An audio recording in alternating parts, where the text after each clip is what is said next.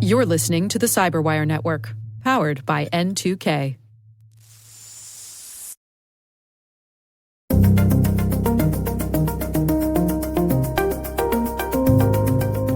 They seem to really understand how the retailers have been protecting themselves and saying, okay, well, if you built a fence around this or you've put a lock key on this piece, well, I'll just go around to the other side door.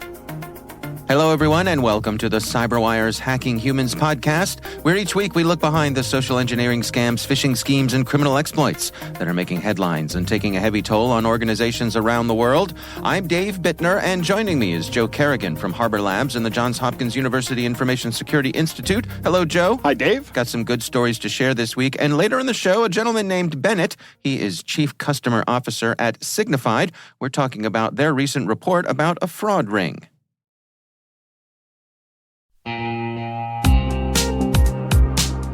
But first, a word from our sponsor, KnowBe4. Where would InfoSec professionals be without users making security mistakes? Working less than 60 hours per week, perhaps. Actually having a weekend every so often. We get it. User behavior can be a challenge. But users can also be an InfoSec professional's greatest asset once properly equipped. What do we mean by that? Well, stay with us, and in a few minutes, we'll hear from our sponsors at KnowBe4 on that very question.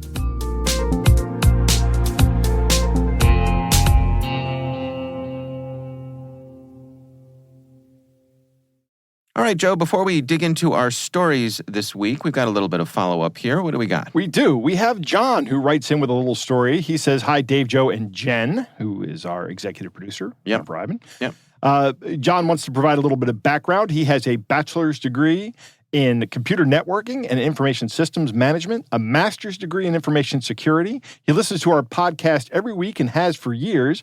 He works in identity management and access management for a large multinational bank. Well, he John. says he knows phishing, hacking, and social engineering very well. Yes, indeed. During a team meeting last week, I'm just going to start reading. Yeah, okay.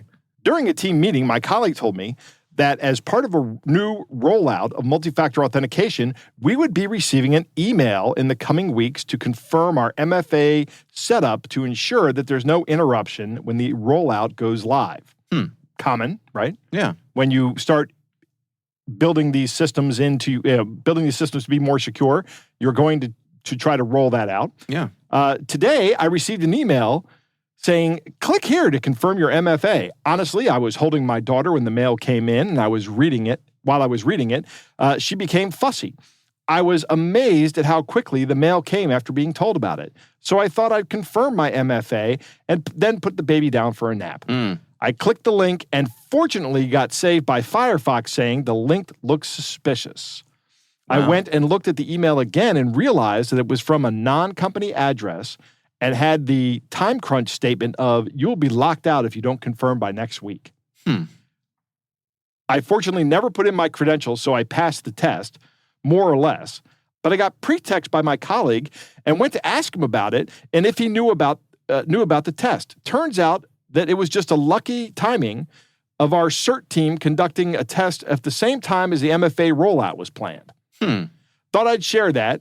Even when you're in a rush and the mail looks like something you're expecting, you should still take a second to ensure the sender address and the URL is real before you click. Yeah. Okay. So fortunately, John got saved by the Firefox link or Firefox notification that the link was suspicious. Right.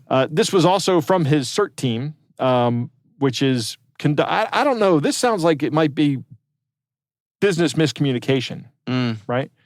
I don't know that I'd run this test while doing that. Or maybe I would. I don't know, because it's harmless, right? It is a real attack scenario. This is what attackers look for, exactly what attackers look for. Yeah. Yeah, I guess in this case it seems it was coincidental. I don't know how sporting it would be to run a multi-factor phishing test while you were rolling out multi-factor. Yeah, right? well, I mean, and everybody knows about it. Yeah. I guess you're not setting yourself up for good feelings of trust and honesty among your team if that's your strategy. It's like the ones where the the company sends out a phishing test at the end of the year that says, good news, everybody's getting a bonus. Right. Right? I mean... And there's no bonuses. Yeah. That's the worst part. Right. Just kidding. Yeah. But you fell, let me slap you on the wrist for failing that test. Yeah, that particular test is one I would definitely leave to the bad guys. But this one I think is good, because I think I'm going to disagree with you on this one, that this is sporting. And the reason being that he works at a large multinational bank. Chances are information about this rollout has leaked to the bad guys. So I think it's good to prep the team. I don't think you take metrics on this, right? Yeah. I don't think you take metrics or ding people on it. But I think that you use this as a teaching moment and you say, this is what the bad guys are going to do. We think they may know that we're rolling out the multi-factor authentication. Mm-hmm.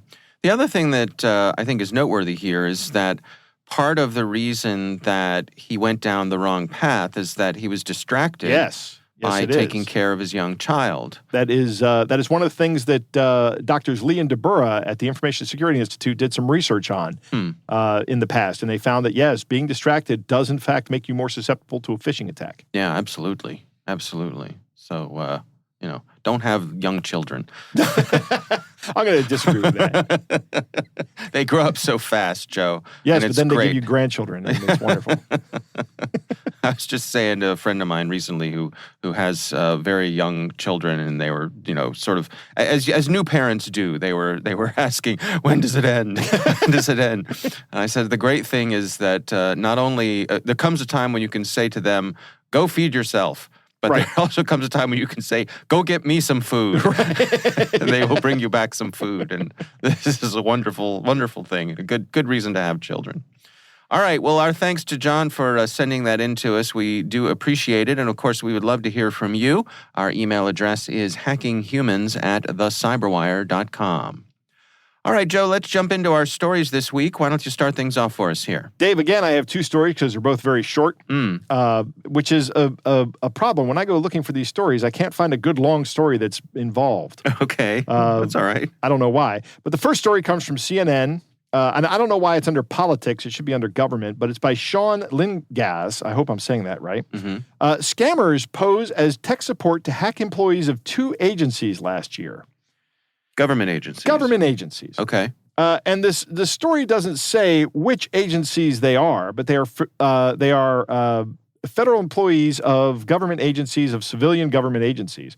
And CISA, that's the Cybersecurity Infrastructure Security Agency, the NSA, and the Threat Sharing Center for State and Local Governments, known as MS-ISAC. Mm-hmm. And ISAC is just a way to share information in a certain industry. And the MS-ISAC is the multi-state ISAC. Mm-hmm. The goal of the scam appears to have been to hit both private sector and government agencies to trick victims into sending the scammers money. It was unclear if that happened in the case of the federal employees. Interesting that it's unclear. I think you should be able to find that information out. Huh. I would like to know if these federal employees, first off, what they were going after. Yeah. Because it sounds to me like this may have been... I'd like to know who was targeted, what agency was targeted. Mm-hmm. The agency said they were concerned such hackers could sell stolen information to government-backed spies, which is true, right? It's an espionage attempt. But this is a civilian effort, but that doesn't mean that foreign intelligence services are not interested in civilian activities of our government. The espionage game is not just about the military stuff. Right. And it's the State Department is a huge target, and that's pretty much a civilian agency, right?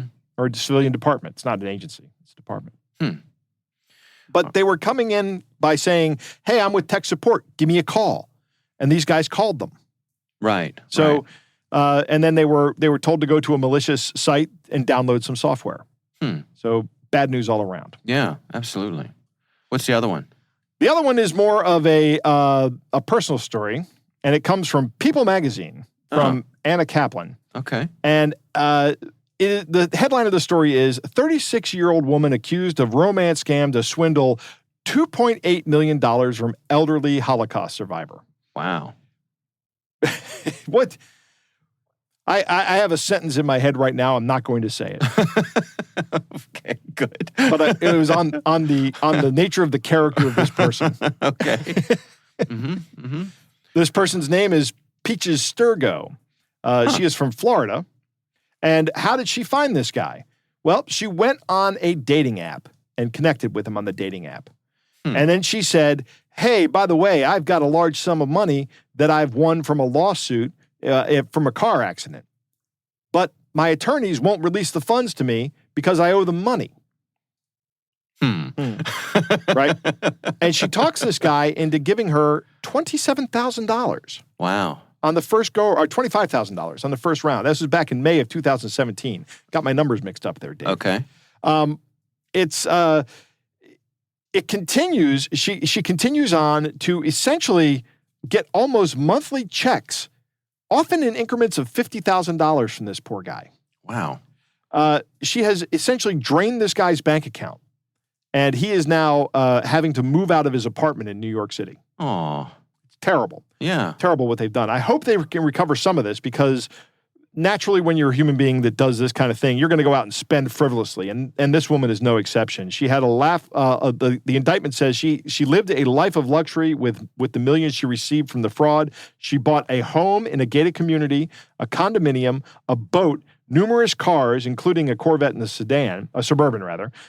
During the course of the fraud, she took expensive trips, staying at the Ritz-Carlton, and spent thousands of dollars on expensive meals, gold coins, and bars, which are essentially fungible materials, right? Those still have value. Jewelry, Rolex watches, and designer clothing. The designer clothing and the cars and all the food, that money is essentially gone. But they may be able to get some money by recovering the gold bars and the coins and maybe the Rolex and the houses. Yeah. I think they can certainly liquidate those and give the guy back some of his money. It's interesting that this article says that it was discovered when the man who was being scammed told his son about the arrangement. Yep. That was as he was running out of money, he told him. So it's, this reminds me of what you do with your dad and how you have the ability to monitor his bank account. Right. On the regs. So if this guy's son had seen the first $25,000 payment, he may have gone, hey, what's going on here, Dad? And stopped the guy from losing, $2.8 million. Yeah. If you have $2.8 million, $25,000 is not that big of a loss for you. But like I say frequently, these scammers are going to just keep hitting you up for money until one of two things happens. You realize it's a scam and you stop sending them money, or you run out of money to send them. Right. I wonder if they ever met, if this was all done remotely. The story says that she was in Florida. Or she's from Florida. He's in New York. Right. It doesn't really say, but yeah, it's heartbreaking, isn't it? It is. It's terrible. Yeah. To your point about being able to monitor your loved one's bank accounts, one of the nice things is, for example, I have my father's bank account set up so that if a transaction above a certain size occurs, right, I get a notice. So what that means is I'm not getting the day-to-day just going about his life sorts of things, so I'm not getting alert fatigue, right? From all the day-to-day banking stuff. I suppose there's a little bit of risk there where if, for example, someone were to come after my father in small increments, then I wouldn't know about it. But certainly, if somebody, $25,000 or something like that, I would get that right away and hopefully be able to head it off at the pass. You just never know. Yep. All right. Well, we will have links to both of these stories in the show notes. My article this week comes from Wired, written by Matt Burgess, and it's titled, "A Sneaky Ad Scam Tore Through 11 Million Phones, Some 1,700 Spoofed Apps, 120 Targeted Publishers, 12 billion false ad requests per day." This is a campaign called Vast Flux, one of the biggest ad frauds ever discovered. Are you familiar with the attack technique called Fast Flux? Have you heard of that? I have not heard of this. Okay. This is a new one to me. I recall us reporting on it a while back on CyberWire, and Fast Flux was a way, I believe it was a way of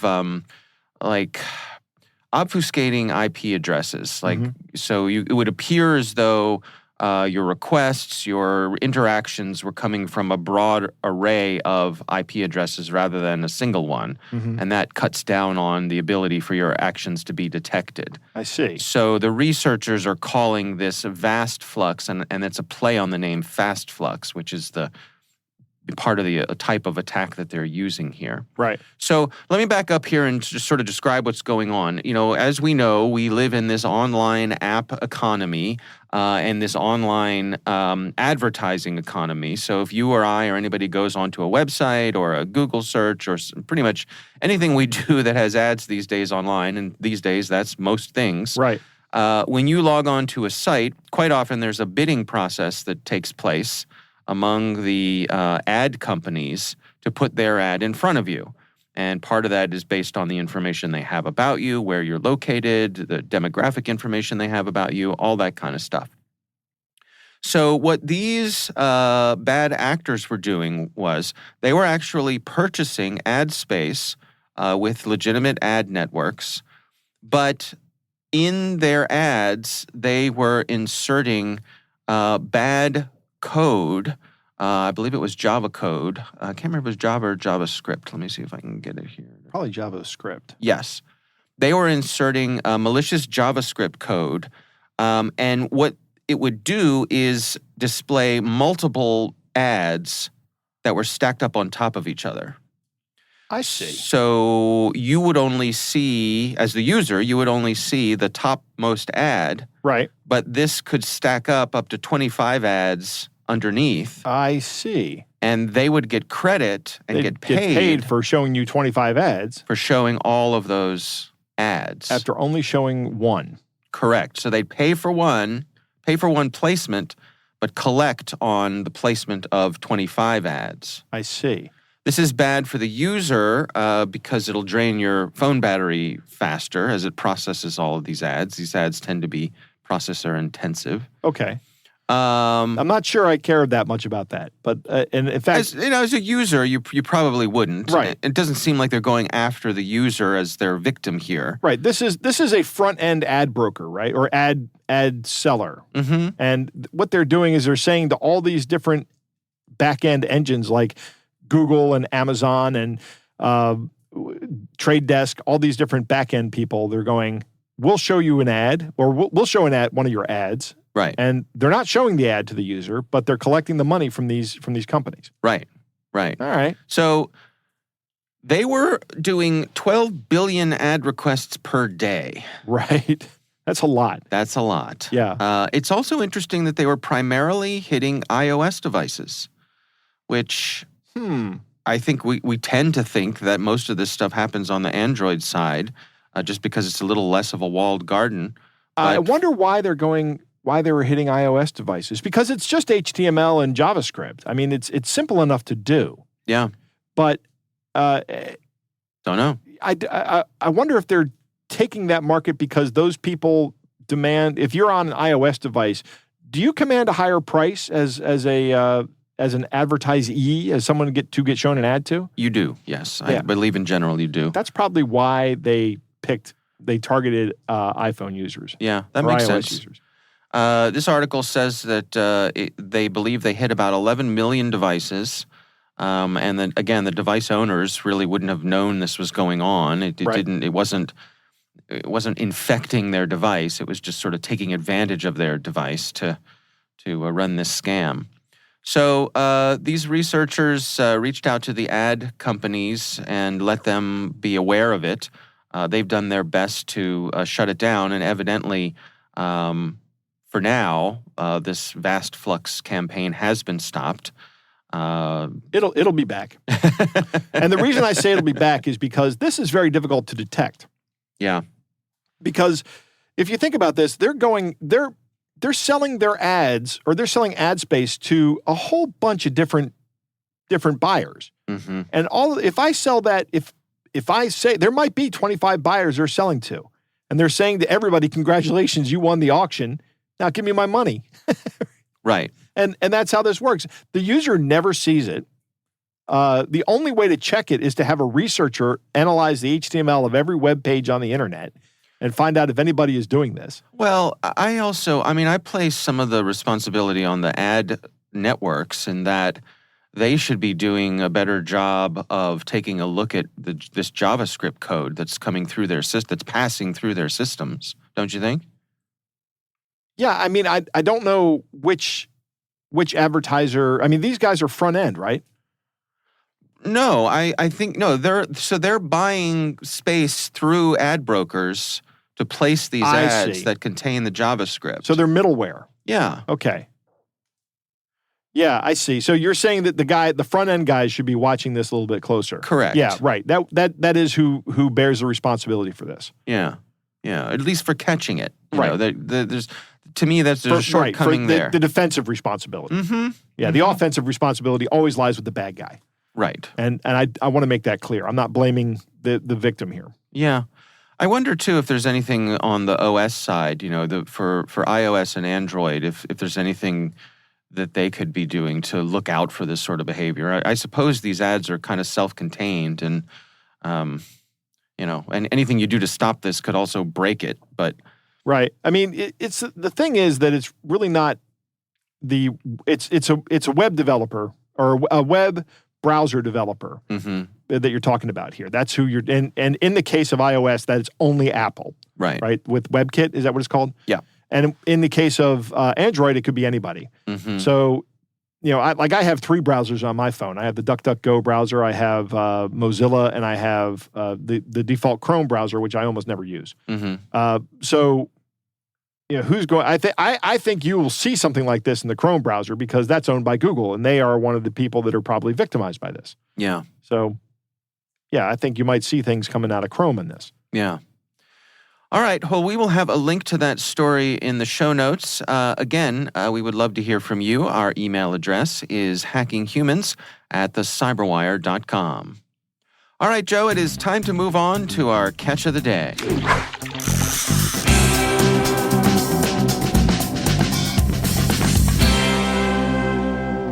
Dave, our catch of the day comes from friends of the show, Chad and Jen. Oh, super listener Chad. That's right. Super listener Chad. Yeah. I got a great story. Can I tell the story? Sure. Okay, so I was actually playing Fortnite with Chad and Jen, and all of a sudden Jen goes, "Joe, is Lisa yelling for you?" And I'm like, "I don't know, is she?" But my wife was downstairs, and she could hear Jen could hear Lisa, but my headphones actually block out everything. Plus, they fill my ears with the events going on in the game. So the people you were playing with could hear your wife calling you, but you could not. But I could not. Brilliant. It is. All right. Good. You've gamed that very well, Joe. I did. Yeah. But Chad writes in, "Hi, Dave and Joe. As you know, I'm a regular listener, and I try to pass the things I learn on to my wife when I can. She sometimes is trapped in the car with me and has to listen." There you go, Chad. Thank you. Do that with as many people as you can. Sure. Either way, she has gotten pretty good at spotting scams. She asked if I could pass this email on to you. Jen has several music services, so this almost caught her. Thanks for all the good info. Love the show. Talk to you later, Chad.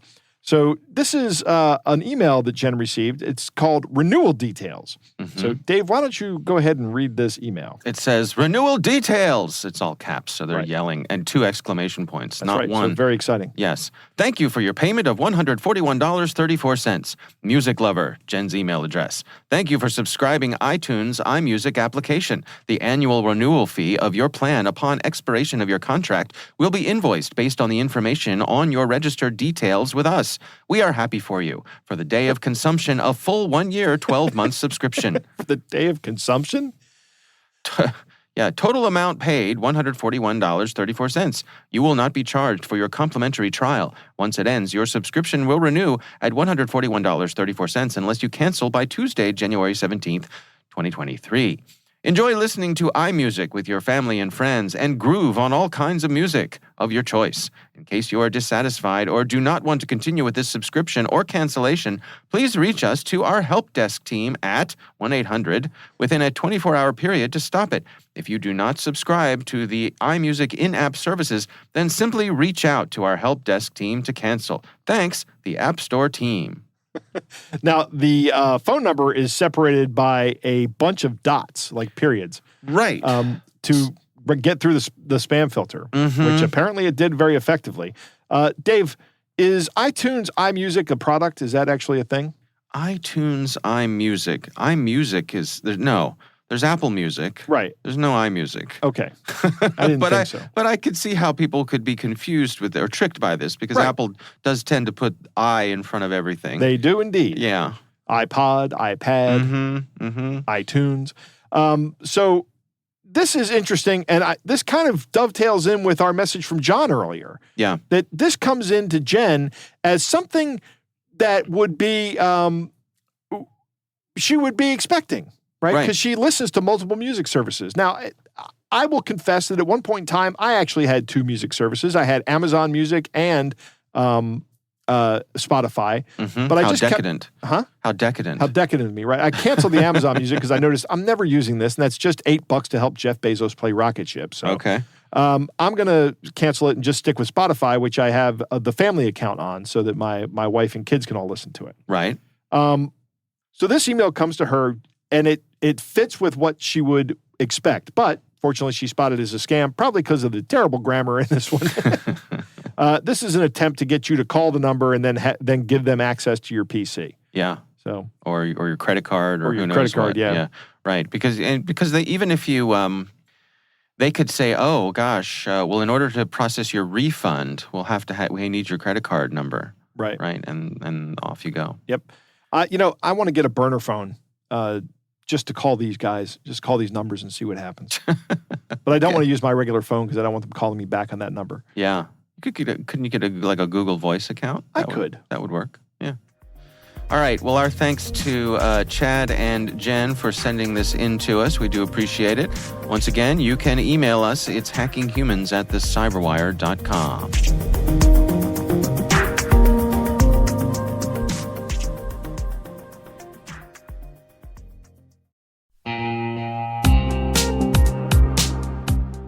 We were talking about making users into an asset for security professionals.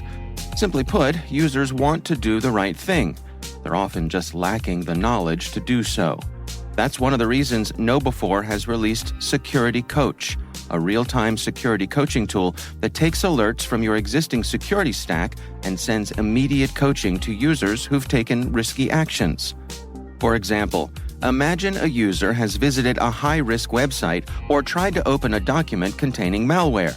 Existing security tools will likely block that action, but the user might not understand why. Security Coach analyzes these alerts and provides users with relevant security tips via email or Slack, coaching them on why the action they just took was risky. Help users learn from their mistakes and strengthen your organization's security culture with Security Coach. Learn more about Security Coach at knowbe4.com/securitycoach. That's knowbe4.com/securitycoach.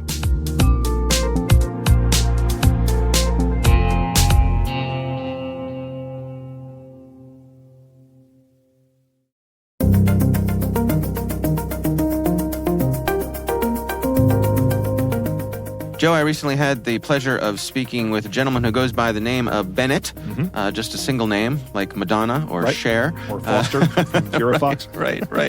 But he is the chief customer officer at a company called Signified, and they recently published a report on a fraud ring. So here's my conversation with Bennett. The scale of this particular attack is, close to $1 billion. It's rounding to $1 billion. We originally estimated at about 660 million in actual successful attempts across the e-commerce industry in the USA in Q3, Q4 of calendar 22. So during the holiday period and ramping up to it.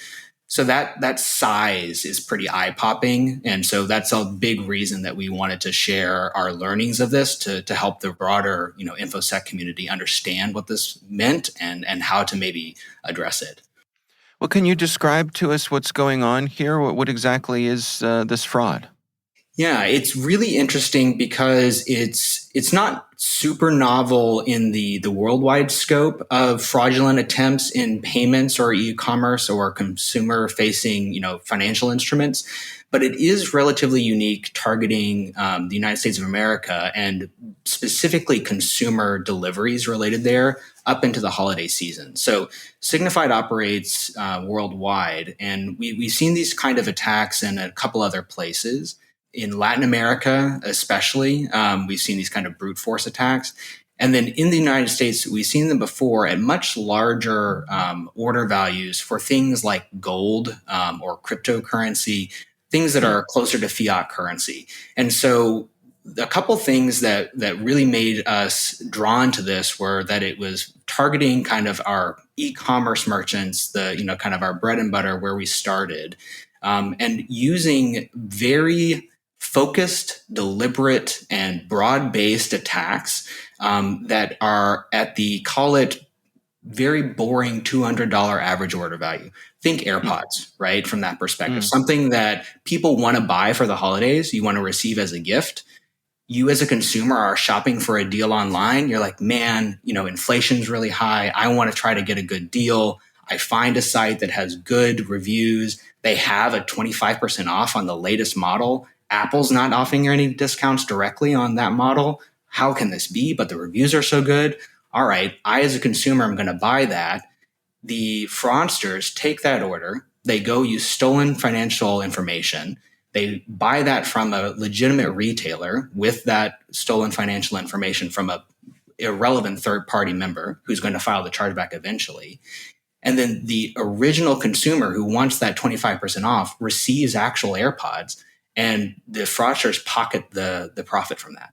So it's actually very sophisticated in a triangulation perspective, and there's some nuances, and it gets even more complex. But that's ultimately what we were able to deduce was happening here.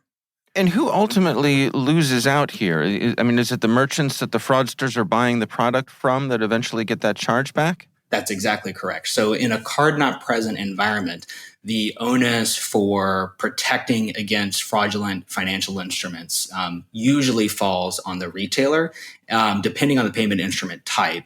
And that's definitely the case with credit card payments. Now, your report points out the success of this group, and as you said, they're inching up near $1 billion of volume here. That's a lot. What do you suppose is the reason for their success here? Yeah. So to put this into context, we estimate that the attempts are over 3.5 billion at this point. So if you're thinking about a success rate, call it 20% success rate, right? In terms of getting through across all of e-commerce. Our clients, thankfully, we were able to blunt some of that. But the reason that they've been successful is they're targeting these items that retailers want to sell. And they're targeting items, ranges, and very clearly, obviously, gifting type activities ahead of the holidays on order values that normally do not receive scrutiny. So if you think about a retailer that maybe has an average order value of $500, right? For example, so maybe a consumer electronics provider, someone who is buying a cart of $100, $150, $200. That's below your median. It's below your average. It's below your hottest items. If you have one of the more antiquated systems in place where you have human beings taking a look at orders, those human experts are going to be focusing on your big ticket items because that's historically where fraud has been more prevalent in the United States. So I think that's a big reason of the success is that the fraudsters reverse engineered the kind of basic elements of defense that have been deployed in e-commerce. And then there's a whole level of sophistication once they found any measure of kind of pushback or the ability to deflect the attacks. But I think at its root, they seem to really understand how the retailers have been protecting themselves and saying, okay, well, if you built a fence around this or you've put a lock key on this piece, well, I'll just go around to the other side door. So what are the red flags for the retailers themselves? Are there any things that they can, have their radar up for? Yes, absolutely. So the key things to be looking at are high purchase velocity. And so that means, for example, let's say, for example, like we're talking about a top of the line, gadget that people want to get. It's very normal for there to be higher purchase velocity, more orders related to that ahead of the holidays. So again, the fraudsters kind of know that. And the key to looking at and determining if you have an issue is, are there many types of people with the same names, with the same emails, with the same IPs?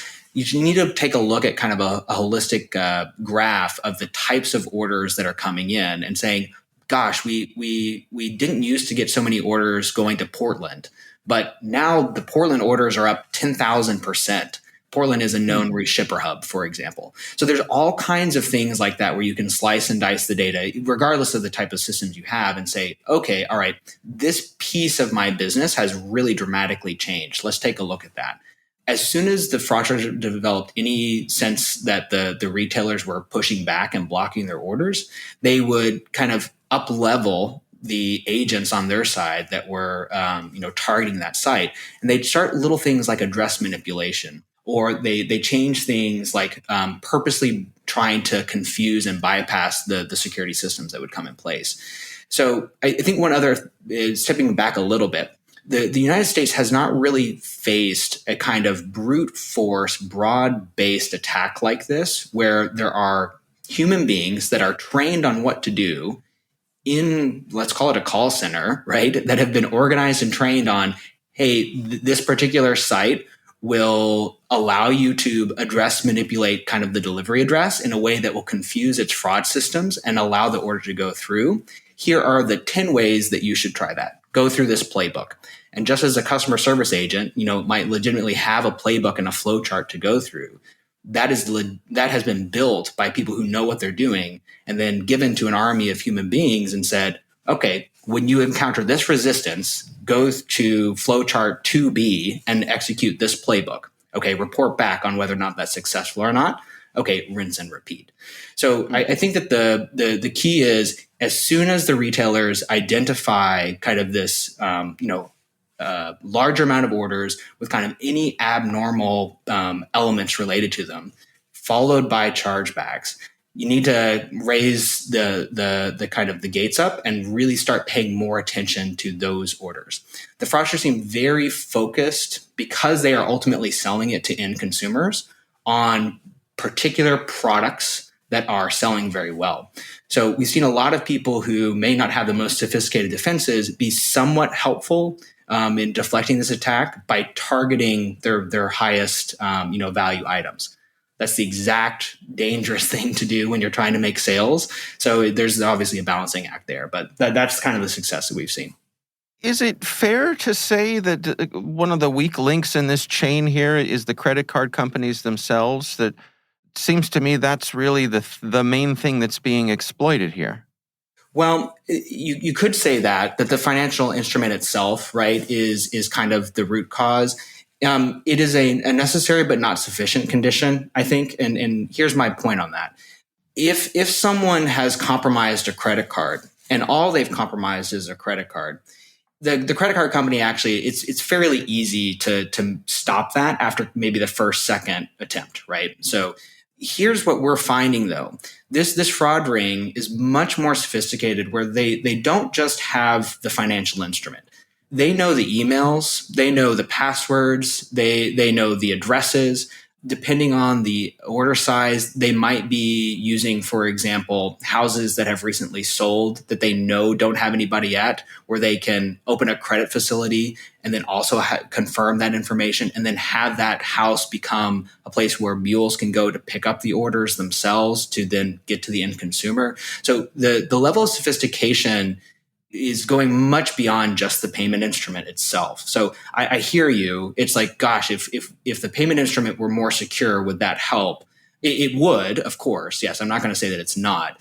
But I do believe that there's a lot more going on here. And kind of taking a little bit of a step back, I think disrespecting the fraud ring or their level of sophistication is a big part of the problem, right? And so one thing that I like to do is think of these folks as a business. and a sophisticated business that has very clear COGS and profit margins, and the best fraud ring is going to have the most profit to invest back in.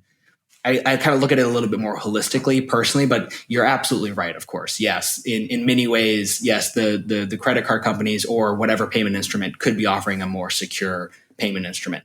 With a huge caveat, consumers, especially in America, do not want the friction imposed by a more, quote unquote, more secure payment instrument. Do we know who's behind this? What part of the world they're coming from?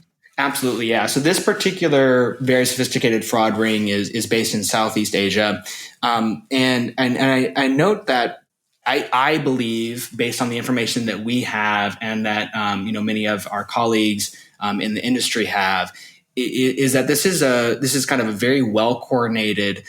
Unclear yet if it's cell, kind of structure or if it is really more hierarchical, like a corporate structure, but it is very well organized, regardless of the actual pieces. We do know a little bit about the contours. We are exploring ways to stop it at its root, right, from that perspective. And definitely they are based in that Vietnam or Thailand is kind of our current best guess. So what are your recommendations then for folks to best protect themselves against this? Yeah, so I think that the first thing is chargebacks are a very lagging indicator, right? And so chargebacks from the person who has had their financial instrument stolen and used in this triangulation is going to notice this on their credit card statement, at most same day, but and that sounds fast, right?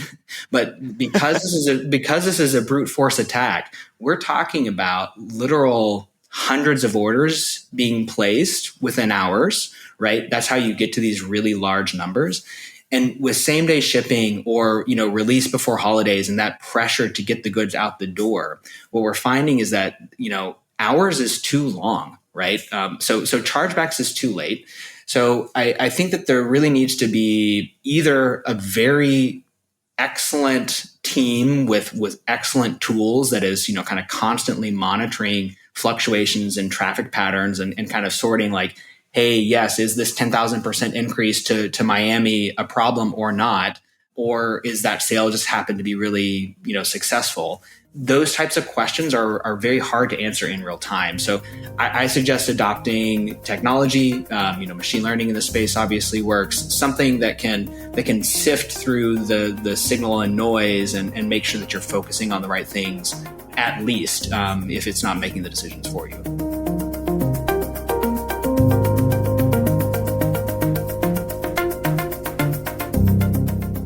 Joe, what do you think? This ring is getting close to $1 billion in recognized fraud. Mm-hmm.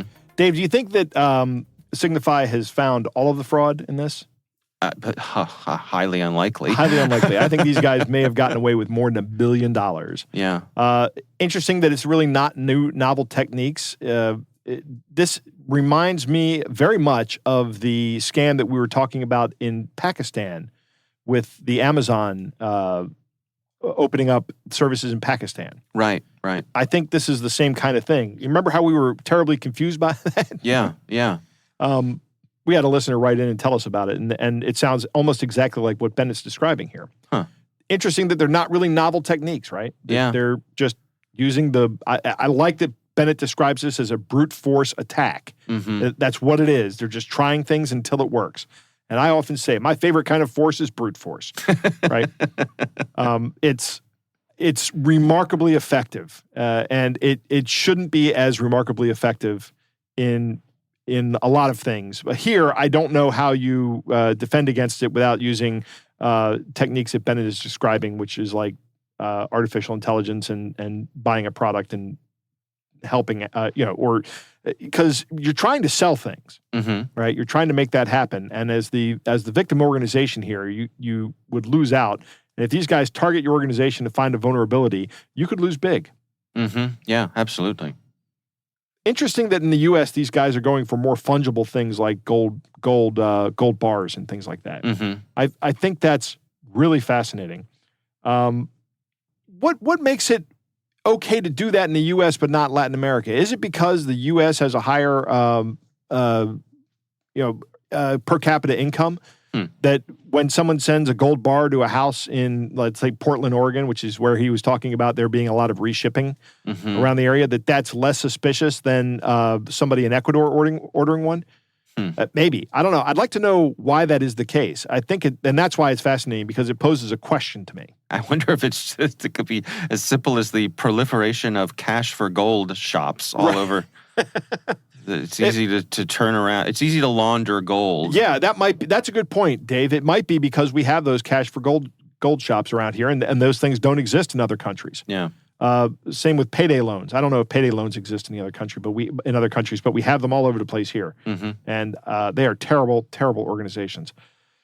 This scam also kind of reminds me of cryptojacking.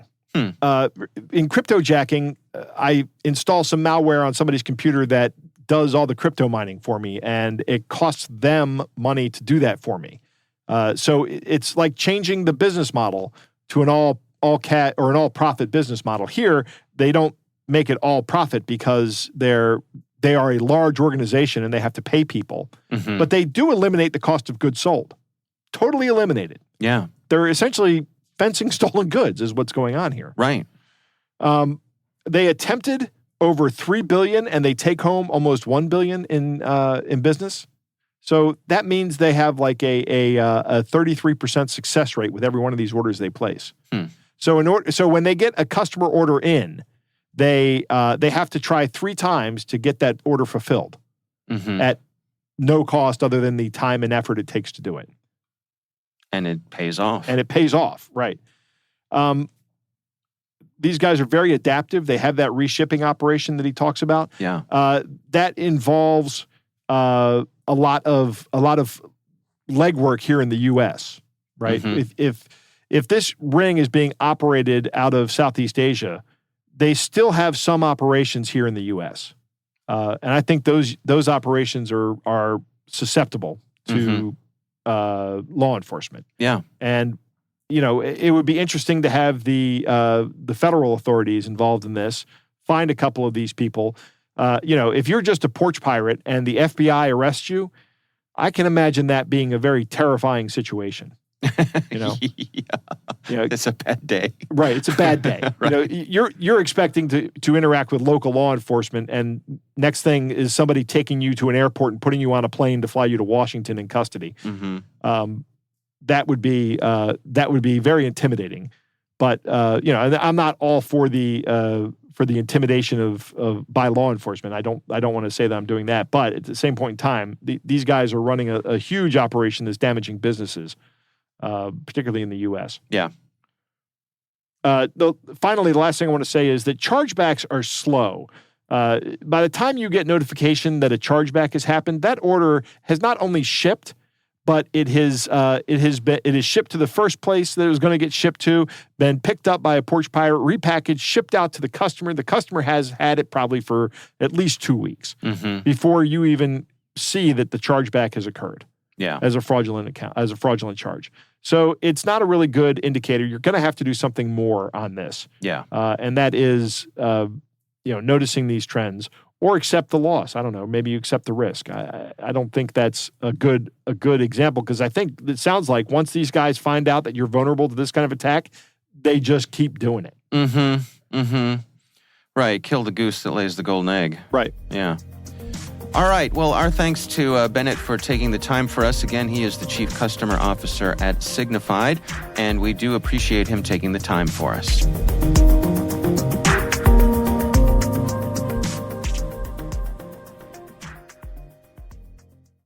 We want to thank all of you for listening, and of course, we want to thank our sponsors at KnowBe4. They are experts in helping users do the right thing through new school security awareness training.